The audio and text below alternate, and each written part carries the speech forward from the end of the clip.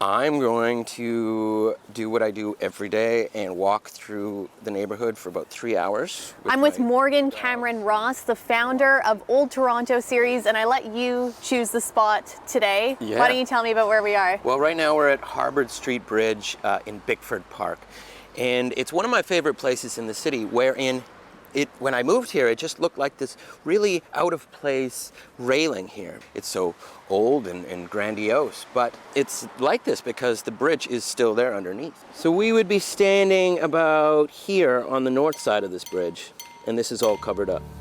Seemingly floating in the air, the 5 interconnected pavilions behind me were the architectural centerpiece of the entire project. I started Old Toronto Series. I was in grad school at York studying Canadian history. So I just started this Instagram because the City of Toronto Archives have all these great photos. And I thought, the general public needs to see these things. These are pretty cool. She helped the Canadian soldiers in the old Knox College building right here at Spadina and College. I do numerous things. A lot of kind of before and after photos, archival photos of what it looked like at a certain time and what it looks like now, as well as the video series, which is, short mini docs about the history of small local things. By the mid-1870s, Toronto would set up a isolation hospital in Riverdale, wherein patients suffering from smallpox, diphtheria, TB, scarlet fever, and measles would be quarantined.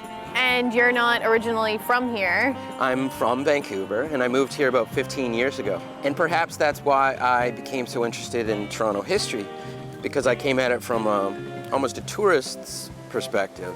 I'm always amazed when I look back at historical photos of Kensington Market. It always feels as though half the photos are just people walking around carrying live chickens.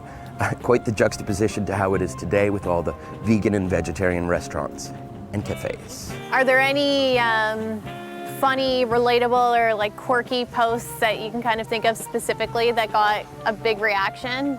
I found a 1840s poster of a real estate auction, and I posted it, and pretty much no one found it interesting.